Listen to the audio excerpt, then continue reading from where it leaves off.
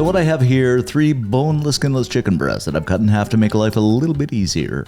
And we're going to season these up with some salt, I'd say about a teaspoon. Another teaspoon of ground black pepper. And because it is Cajun, about a teaspoon of Cajun seasoning. You can pick this up in just about any grocery store, and if you don't want to, I do have a recipe for it to make it from scratch, and I will put it in the description section below. But it is easier to buy it though. And of course we're going to flip these over and do the same thing for the other side.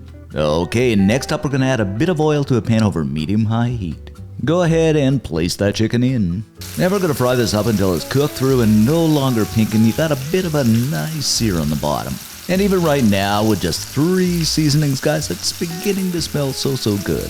And when we do flip these over, you can see there's a nice kind of sear happening here, and that's exactly what you want. These don't take very long because they are cut in half. Alright, our chicken is nicely done, so we're going to just set this aside on a plate to rest while we continue on our Cajun journey. So in the same pan where there's all kinds of wonderful flavors going on, I'm going to add in a couple of good knobs or a good knob of butter. Just swirl this around and let it melt down. Followed by a bit of oil to keep the butter from burning. Now in with a small chopped onion and 3 cloves of chopped garlic. And we'll just kind of mix this around and saute it. And as I always say, I say it in every video, there is nothing nicer than the smell of garlic sauteing and onion. Oh, it just fills the house and smells so good. Next up, a good stalk or 2 of celery, which is part of the Cajun trio.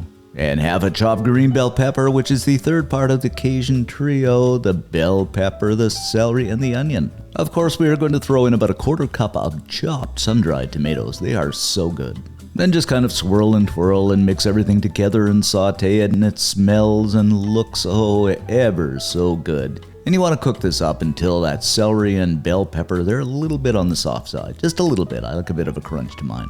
And I just really want to quickly mention and thank those people who gave us a super thanks. It does help us out with our cause and our cooking in our channel. Now we cooked up here, I'm going to throw in about half a cup of chicken stock. And you want to use chicken stock, not beef stock. 3/4 of a cup of heavy cream, because it is creamy Cajun chicken, so you want heavy cream. I guess you could get away with milk if you want to do your diet conscious. But you only cook this now and then, so yeah, you know, oh well. Let this bubble away, and if necessary, throw in a bit more salt. And of course, to taste, a little bit more of that Cajun seasoning if necesito.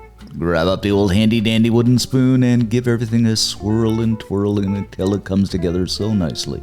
Alrighty then, you guessed it, it's time for that chicken to go back in after it's rested so well. And yes, do not forget those juices that are still lying on the plate. Then we'll just reduce the heat a little and let it bubble and simmer away until it begins to thicken up. And I don't know about you, my friends, but this is looking ever so good. Actually, good enough to eat. Just joking. And we is pretty much done there, guys, and you have it, our creamy Cajun chicken. Oh my goodness, this is going to be great. Serve this up over some mashed taters or rice or whatever you like. Oh, what can I say? And I mean, guys, you cut and bite into this.